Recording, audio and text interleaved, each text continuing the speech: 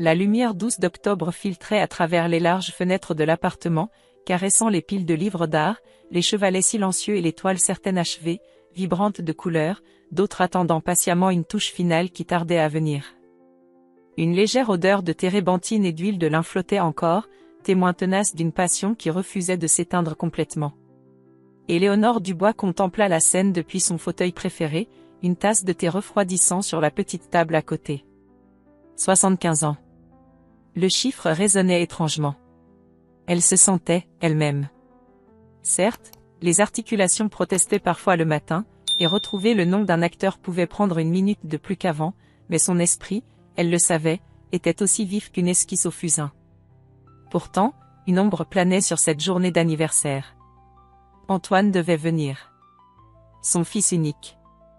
Une bouffée d'affection maternelle la submergea, aussitôt suivie d'une pointe d'inquiétude diffuse, comme une note discordante dans une mélodie familière. Leur dernière conversation avait été tendue. Antoine, toujours pressé, toujours inquiet pour elle, d'une manière qui sonnait parfois plus comme une critique qu'une sollicitude.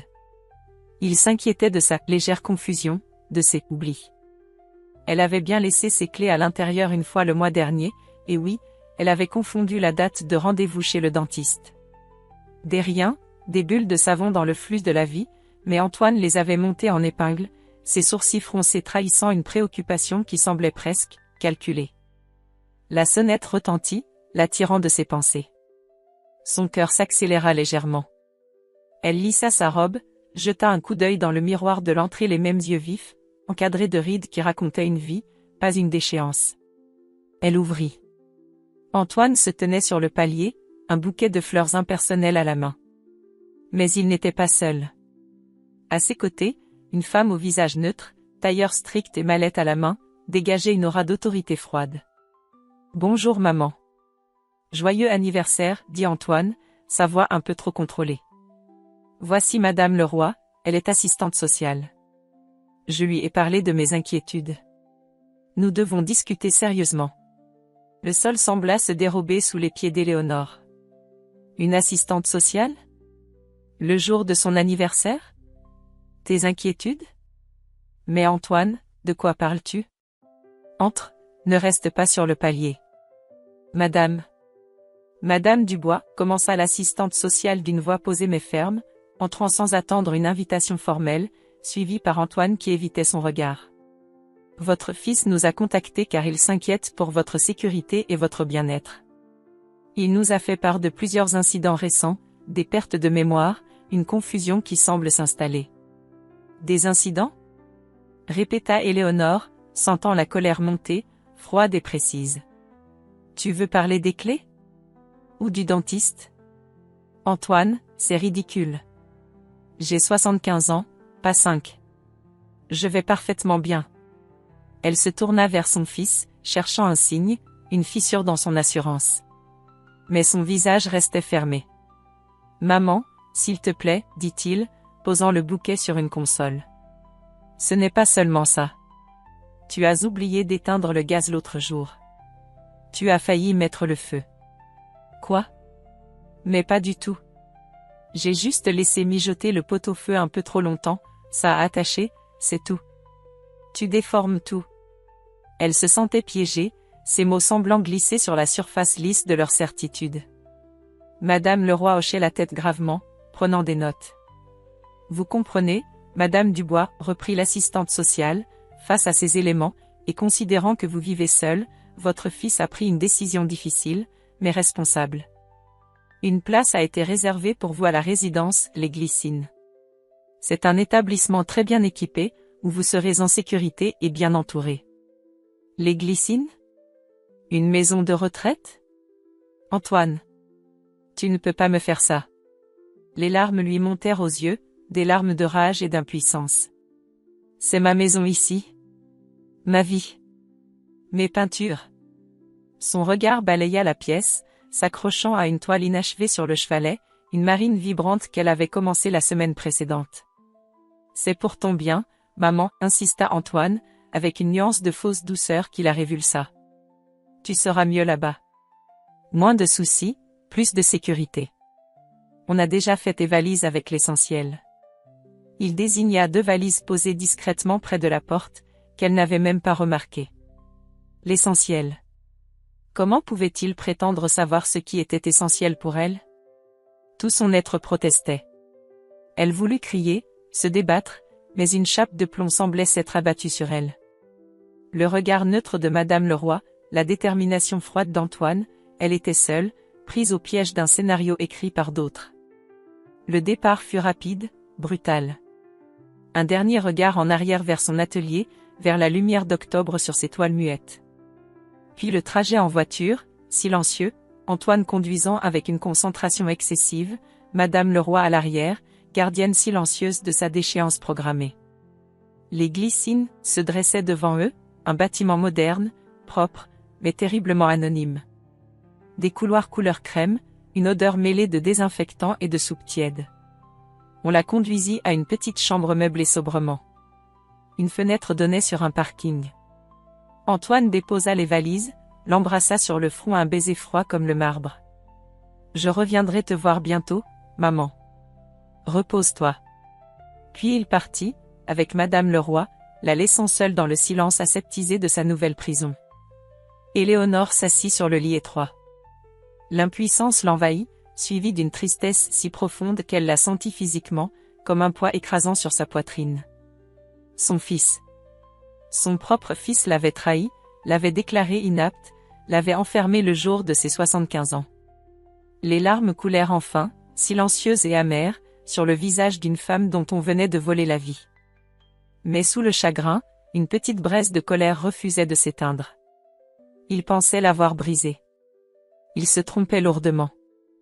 Les jours aux Glycines s'étiraient en une succession de moments identiques, rythmés par le cliquetis des chariots de médicaments, les appels monocordes dans les haut-parleurs et les repas servis à heure fixe dans une salle à manger où les conversations semblaient aussi fades que la purée de carottes.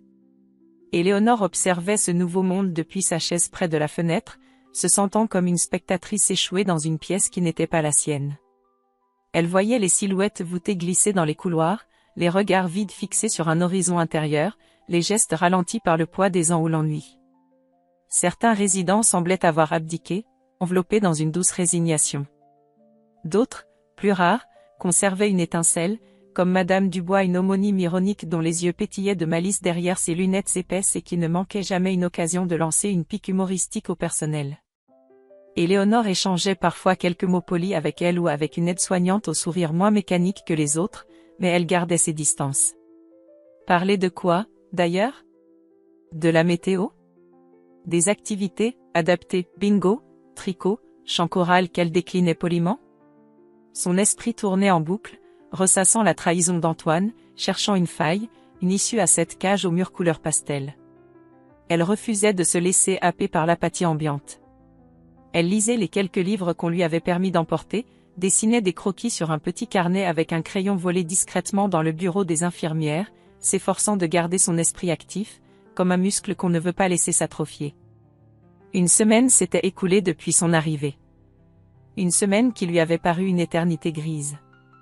Ce matin-là, cherchant un mouchoir au fond de son sac à main, l'un des rares vestiges de sa vie d'avant, ses doigts rencontrèrent un petit bout de papier plié. Elle le sortit, intriguée. Un ticket de loto. Elle se souvint l'avoir acheté machinalement la veille de son anniversaire, à la petite presse du coin, en prenant son journal. Une vieille habitude, un rituel sans conséquence auquel elle ne pensait même plus. Elle sourit amèrement. Quelle ironie! À quoi bon un ticket de loterie maintenant? Elle allait le froisser pour le jeter quand une impulsion la retint. Et si? L'idée était absurde, folle. Mais dans le désert de ces journées, la moindre distraction était la bienvenue. Le tirage avait eu lieu le soir de son anniversaire, le soir même de son internement. Elle n'avait, bien sûr, pas pu vérifier. Comment faire ici? Demander à une infirmière? Impensable. Antoine? Encore moins. Plus tard dans la journée, lors de la promenade digestive obligatoire dans le petit jardin clôturé de la résidence, elle remarqua Madame Dubois, l'autre, assise sur un banc, consultant quelque chose sur un smartphone qu'elle sortait avec une certaine clandestinité de sa poche. Éléonore s'approcha nonchalamment. « Il fait doux aujourd'hui, n'est-ce pas ?» commença Éléonore. « Oh, Oui, ma chère. Presque agréable si on oublie où on est, répondit la vieille dame avec un clin d'œil. J'essaie juste de voir si mes petits-enfants m'ont envoyé des photos. Cette technologie, c'est le diable, mais parfois. Une idée germa dans l'esprit d'Éléonore. Vous avez Internet là-dessus? Demanda-t-elle, l'air de rien. Mais oui. Il faut bien rester connecté au monde extérieur, sinon on devient gâteuse pour de bon. Pourriez-vous me rendre un petit service, si ça ne vous ennuie pas? J'ai un vieux ticket de loterie, je suis juste curieuse. C'est idiot, je sais. Madame Dubois la regarda, amusée. Curieuse? Ou superstitieuse? Allez, donnez-moi ça. Un peu de rêve ne fait pas de mal ici. Éléonore lui tendit le papier froissé, son cœur battant soudain plus fort. Elle lui dicta les numéros qu'elle connaissait par cœur des dates d'anniversaire, un numéro fétiche. Madame Dubois pianota sur son écran, plissant les yeux. Voyons voir. Tirage de la semaine dernière. Alors. 7. 15. 22. Elle leva les yeux vers Éléonore, une expression étrange sur le visage. Attendez. 31. 40. Numéro chance, le 5. Éléonore sentit son souffle se couper. C'étaient ses numéros. Tous. Ce sont mes numéros, murmura-t-elle, la voix tremblante. Madame Dubois vérifia à nouveau, ses doigts s'attardant sur l'écran. Elle leva lentement la tête, ses yeux malicieux soudain remplis d'une incrédulité stupéfaite. Ma chère. Je crois que vous avez touché le gros lot. Le monde autour d'Éléonore bascula. Le jardin, les autres résidents, le bruit lointain d'une tondeuse, tout sembla s'effacer. Le gros lot. Des millions. Une somme qui dépassait l'entendement. Ses mains se mirent à trembler. Une vague de chaleur l'envahit, suivie d'un froid glacial. C'était impossible. C'était sa liberté. C'était bien plus que ça. C'était une revanche. Vous êtes sûr? Réussit-elle à articuler. Regardez vous-même. Madame Dubois lui tendit le téléphone. Les chiffres s'affichaient, nets, implacables. Les siens. Le montant du jackpot la fit vaciller. Ne dites rien, souffla Éléonore, reprenant le téléphone et le ticket d'un geste vif, presque paniqué. Elle regarda autour d'elle, craignant soudain que tout le monde puisse lire ce secret sur son visage. Absolument rien à personne. S'il vous plaît. C'est vital. Madame Dubois, comprenant l'urgence et l'enjeu dans le regard de son homonyme, hocha gravement la tête. Votre secret est gardé, ma chère. Comptez sur moi. Mais, félicitations, ajouta-t-elle avec un sourire retrouvant un peu de sa malice. Ça alors. Si ce n'est pas une bonne blague faite au destin. Éléonore retourna s'asseoir sur un banc isolé, le précieux ticket serré dans sa main moite. Elle ferma les yeux un instant. Le désespoir qui l'étreignait depuis une semaine refluait, remplacé par une énergie nouvelle, intense, presque effrayante. L'argent. La clé. La possibilité de reprendre le contrôle, de défaire ce qu'Antoine lui avait fait. Une lueur dangereuse s'alluma dans ses yeux. Elle n'était plus une victime impuissante.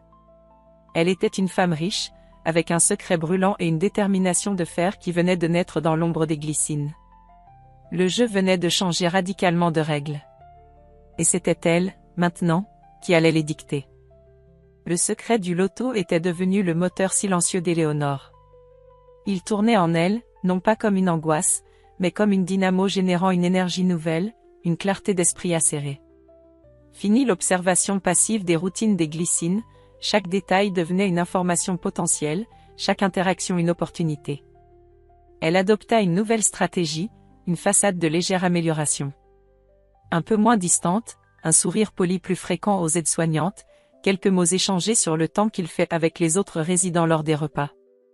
Elle accepta même de participer à un atelier de stimulation cognitive, des jeux de mémoire simples qu'elle réussissait sans effort, mais en prenant soin d'hésiter juste ce qu'il fallait pour ne pas paraître trop lucide.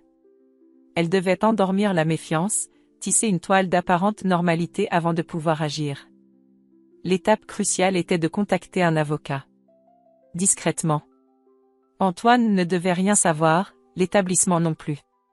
Elle repensa à Madame Dubois, sa complice involontaire du jardin. La vieille dame, sous ses airs excentriques, semblait fiable et possédait ce précieux smartphone. Lors d'une autre promenade quelques jours plus tard, Éléonore l'aborda à nouveau. Madame Dubois, j'aurais encore besoin de votre aide, si précieuse, commença Éléonore à voix basse, s'assurant que personne n'était à portée d'oreille. Il me faudrait trouver les coordonnées d'un avocat. Quelqu'un de très compétent, spécialisé, disons, dans les droits des personnes âgées. Et surtout, très discret. Madame Dubois la dévisagea, ses yeux pétillants de curiosité mais aussi de compréhension. Ah, je vois que la gagnante prépare sa sortie. Vous avez bien raison. Attendez. Mon neveu, Jean-Philippe. Il est avocat à Lyon. Pas exactement ce domaine, plutôt les affaires, mais il est malin et il a un réseau long comme le bras. Et surtout, il sait tenir sa langue. Je peux lui glisser un mot, si vous voulez? Juste dire qu'une amie a besoin d'un conseil urgent et confidentiel. Ce serait parfait, murmura Éléonore, soulagée. Mais il ne doit surtout pas savoir d'où j'appelle, ni mon nom pour l'instant. Compris. Mission discrétion, assura Madame Dubois avec un clin d'œil complice. Quelques jours plus tard, grâce à un appel passé depuis le fameux smartphone lors d'une pause toilette stratégique, Éléonore eut un premier contact avec Maître Valois, un confrère recommandé par le neveu de Madame Dubois. Sa voix était calme, professionnelle. Éléonore exposa la situation de manière concise et claire, internement abusif par son fils, nécessité de prouver sa lucidité, et accessoirement, la gestion d'un gain récent très important qu'elle souhaitait sécuriser à l'insu de son fils. Maître Valois, d'abord prudent, fut rapidement convaincu par la cohérence et la précision du récit d'Éléonore. Un premier rendez-vous fut fixé, non pas à la résidence, mais dans un petit café discret lors d'une sortie hebdomadaire supervisée au supermarché voisin. Éléonore prétexta un besoin urgent d'acheter un lainage spécifique. La rencontre fut brève mais décisive. Maître Valois, un homme d'une cinquantaine d'années au regard vif, écouta attentivement, posa des questions pointues. Éléonore lui remit une copie du ticket gagnant, elle avait fait une photocopie grâce à une machine de bureau laissée sans surveillance, et lui donna procuration pour agir en son nom. Les instructions étaient claires. Valider et encaisser le gain sur un nouveau compte bancaire, inaccessible à quiconque sauf elle. Lui procurer un téléphone portable simple et prépayé, livré discrètement, Madame Dubois accepta de le réceptionner pour elle. Rédiger un nouveau testament holographe sous sa dictée, annulant toute disposition antérieure. Antoine n'était pas totalement déshérité, mais sa part était réduite à la réserve légale, et soumise à des conditions strictes de respect et de non-ingérence. Organiser une expertise médicale indépendante pour attester de ses pleines capacités cognitives et préparer la demande de sortie officielle des glycines. Quelques jours plus tard, Antoine appela. Éléonore, prévenue par le standard, prit l'appel dans le petit salon commun, s'assurant d'être entendue par une aide-soignante. « Allô, maman? Comment vas-tu » La voix d'Antoine était faussement enjouée. « Antoine. »« C'est toi ?» répondit Éléonore, adoptant un ton légèrement flottant. « Ça va. Un peu fatiguée aujourd'hui. Nous avons fait, du coloriage, je crois. » Elle avait en réalité passé une heure à discuter stratégie avec Maître Valois au téléphone grâce à son nouveau portable, caché sous son matelas. « Du coloriage ? C'est bien, maman, ça t'occupe, dit Antoine, condescendant. Tu prends bien tes médicaments ? Tu te sens moins confuse ? Oh oui, les médicaments. Je crois. Quelle heure il est déjà ? Elle laissa un silence s'installer. Il est 17 heures, maman.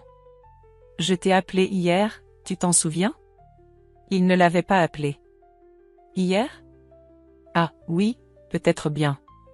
Elle entendit Antoine soupirer discrètement à l'autre bout du fil. Il était satisfait.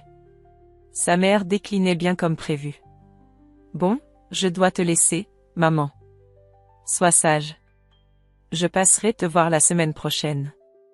Oui, mon chéri. À la semaine prochaine, dit-elle d'une voix douce. En raccrochant, un sourire imperceptible étira ses lèvres.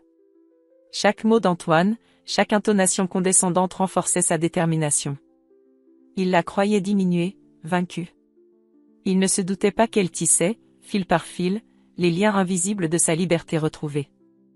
Plus tard dans la soirée, dans la solitude de sa chambre, elle sortit le petit téléphone de sa cachette. Un message de Maître Valois l'attendait, gain sécurisé. Compte ouvert. Expertise médicale programmée pour la semaine prochaine. Tenons bon. V. Éléonore serra le téléphone dans sa main. La cage avait beau être solide, les barreaux commençaient à se desceller. Le jour de sa sortie des glycines ne fut marqué par aucune scène dramatique, aucune confrontation éclatante. Ce fut une victoire silencieuse, orchestrée avec la précision discrète de Maître Valois. L'expertise médicale indépendante avait été sans appel, Madame Éléonore Dubois jouissait de toutes ses facultés mentales et cognitives. Face au rapport détaillé et à la détermination polie mais inflexible de l'avocat, la direction de l'établissement n'avait eu d'autre choix que de signer les papiers de sortie. Antoine ne fut informé qu'après coup, par un courrier recommandé laconique de Maître Valois mentionnant la nouvelle adresse de sa mère, une simple boîte postale pour l'instant, le temps qu'elle s'installe. Éléonore avait insisté sur ce point, elle avait besoin d'espace, de temps, avant de décider si et comment elle renouerait le contact. Quand la porte automatique des glycines glissa et se referma derrière elle, Éléonore inspira profondément l'air frais du matin. Un air qui n'avait pas la même odeur que celui du petit jardin clôturé. C'était l'air de la liberté, vif et presque étourdissant. Un taxi, réservé par l'avocat, l'attendait. Elle monta à l'arrière, serrant contre elle le petit sac contenant ses affaires personnelles, son carnet de croquis et le précieux téléphone prépayé. Elle ne regarda pas en arrière. Le taxi la déposa devant un immeuble de caractère dans le quartier de la Croix-Rousse, à Lyon, un quartier qu'elle avait toujours aimé pour son âme d'ancien village, ses traboules secrètes et ses vues imprenables sur la ville. L'appartement, trouvé par une agence discrète mandatée par Maître Valois, était au 3e étage. Pas immense, mais lumineux, avec de hauts plafonds et un parquet qui craquait doucement sous ses pas. Il y avait un petit balcon donnant sur une place animée. C'était simple, presque spartiate comparé à son ancien logement débordant de souvenirs, mais c'était à elle. Entièrement à elle. La première chose qu'elle fit fut d'ouvrir grand les fenêtres, laissant entrer le soleil et les bruits de la vie. Puis, elle prépara un café, un vrai café moulu, dans une cafetière italienne toute neuve. Assise à la petite table de cuisine, savourant chaque gorgée chaude et amère, elle sentit les dernières semaines d'angoisse et d'impuissance se dissoudre enfin. Les jours suivants furent une redécouverte des plaisirs simples. Choisir ses propres repas au marché coloré juste en bas. Marcher sans but dans les rues pavées, s'arrêtant pour admirer une vitrine ou écouter un musicien de rue. Acheter le journal et le lire en entier, attablé à la terrasse d'un café. Personne ne la surveillait, personne ne questionnait ses choix. L'argent de la loterie dormait sur un compte sécurisé, mais pour l'instant, elle n'y touchait presque pas.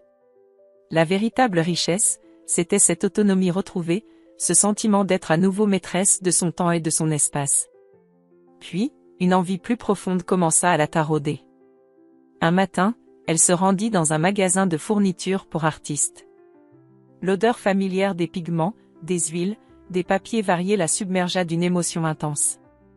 Elle choisit avec soin des tubes de couleurs vives, les mêmes qu'elle préférait autrefois, des pinceaux de différentes tailles, une toile de lin tendue sur châssis, de taille moyenne. De retour dans son appartement, elle installa le chevalet près de la fenêtre la plus lumineuse. Pendant un long moment, elle resta debout devant la toile blanche, intimidée, presque effrayée.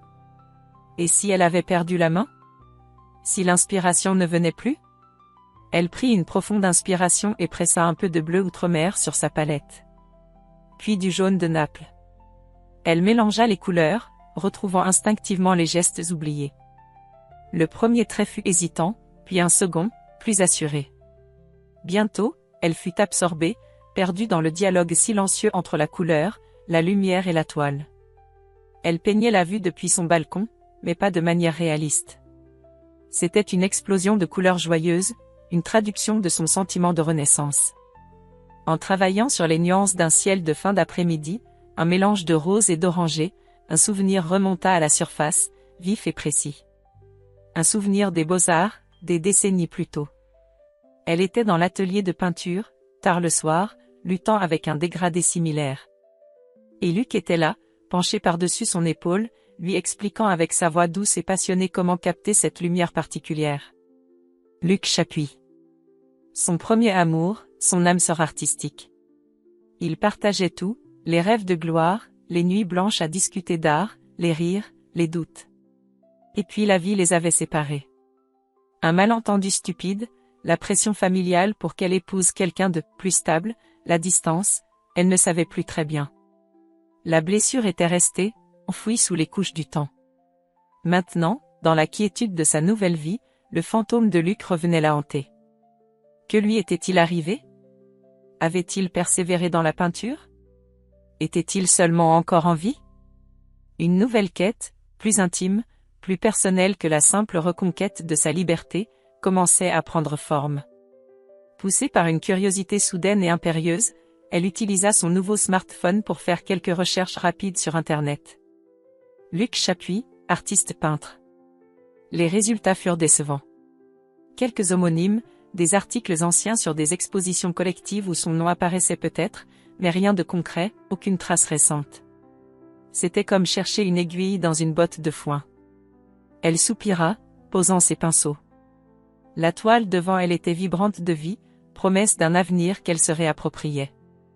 Mais une partie d'elle restait tournée vers le passé, vers cette question lancinante, où était Luc? La liberté retrouvée était douce, mais elle sentait qu'il lui manquait encore une pièce essentielle pour que son tableau soit complet. La peinture était redevenue le centre apaisé de la nouvelle vie d'Éléonore, mais la pensée de Luc Chapuis occupait désormais une place grandissante dans son esprit. Les recherches en ligne superficielles n'ayant rien donné, elle comprit qu'il lui fallait une approche plus méthodique. Elle contacta Maître Valois.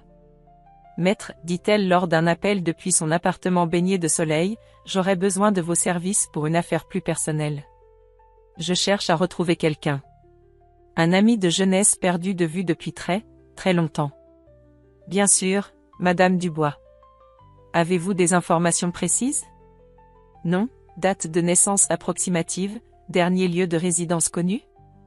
Éléonore lui donna les informations dont elle se souvenait sur Luc Chapuis, son nom complet, l'école des beaux-arts qu'ils avaient fréquentée ensemble à Paris, l'année approximative de leur séparation. Il voulait être peintre, ajouta-t-elle, la voix chargée d'une émotion contenue.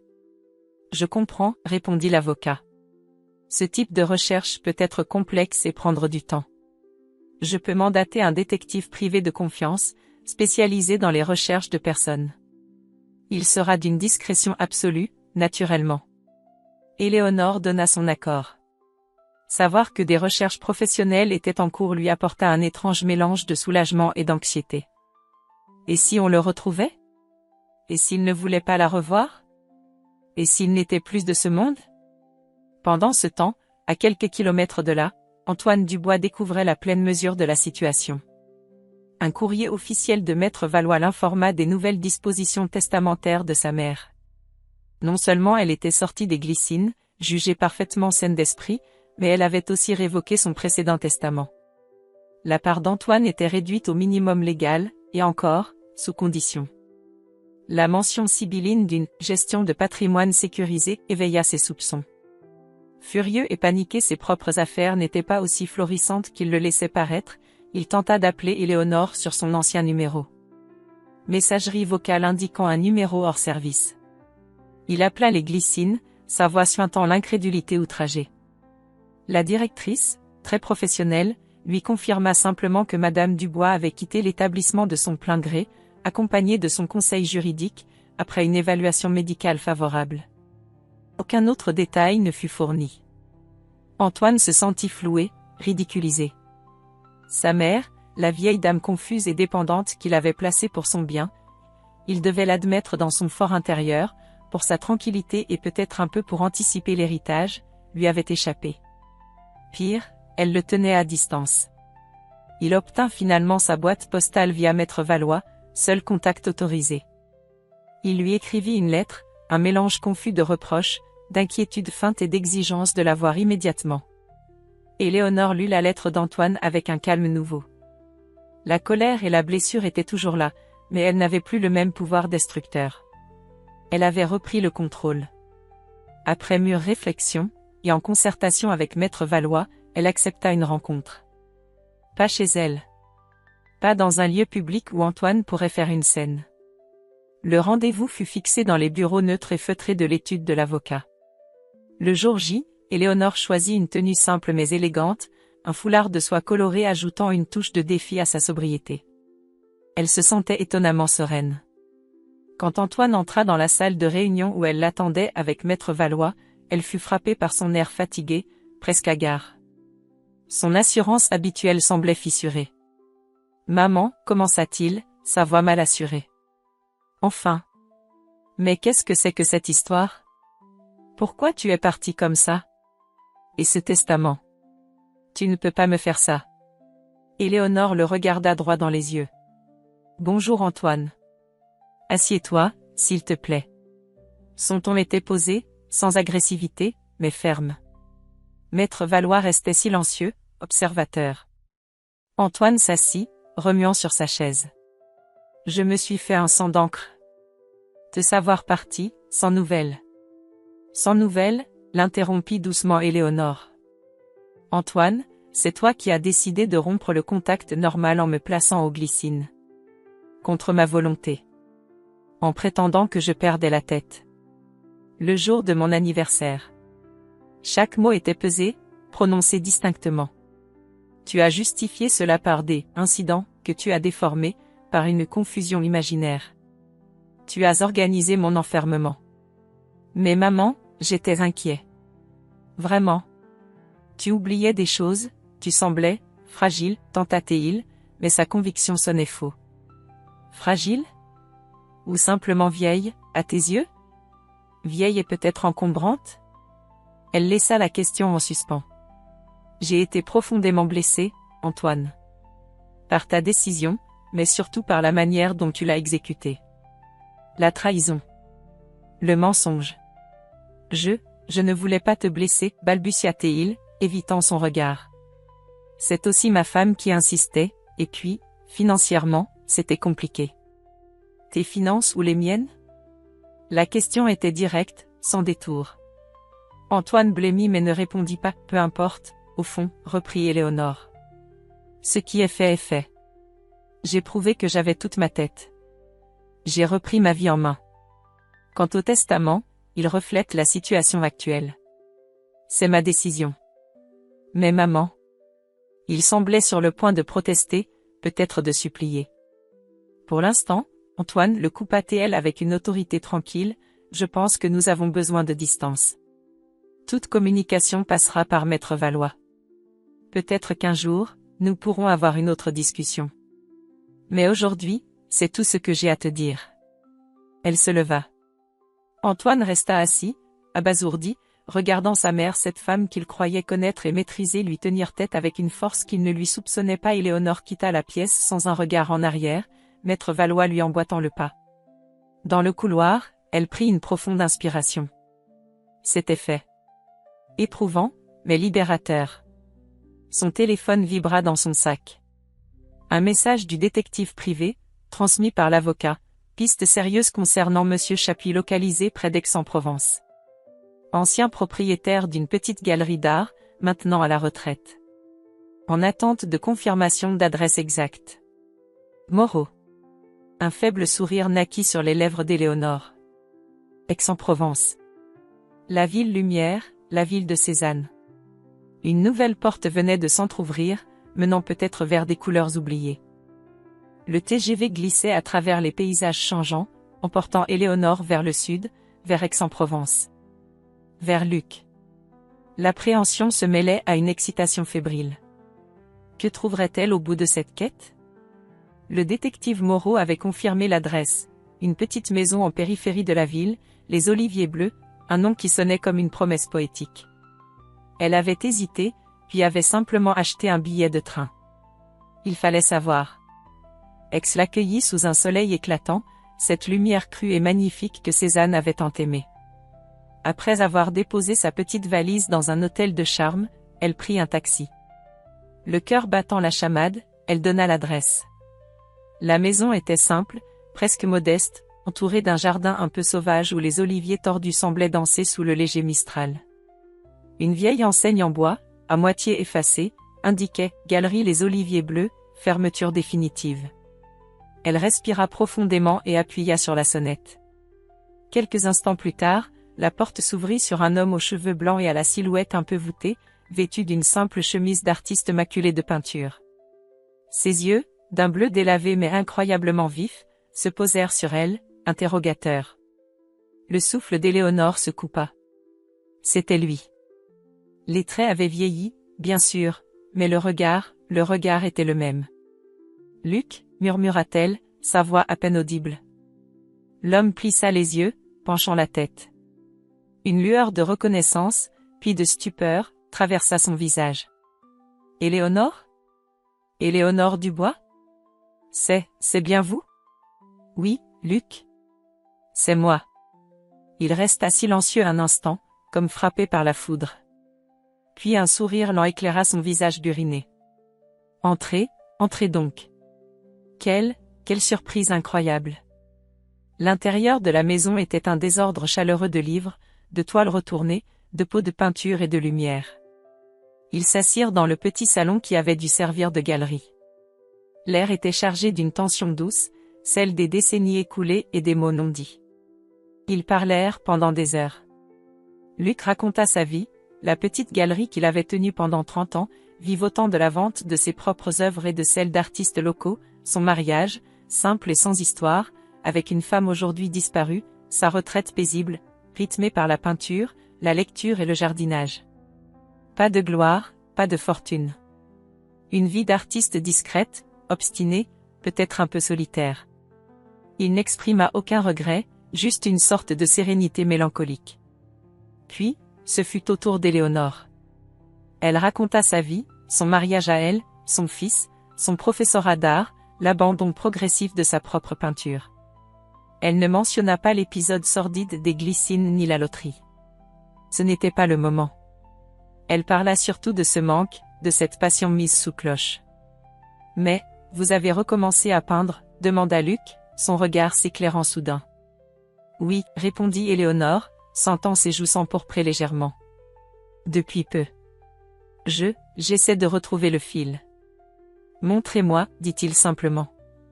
Hésitante, elle sortit de son sac la tablette où elle avait photographié ses toiles récentes. Luc les regarda longuement, en silence, zoomant sur les détails, hochant parfois la tête.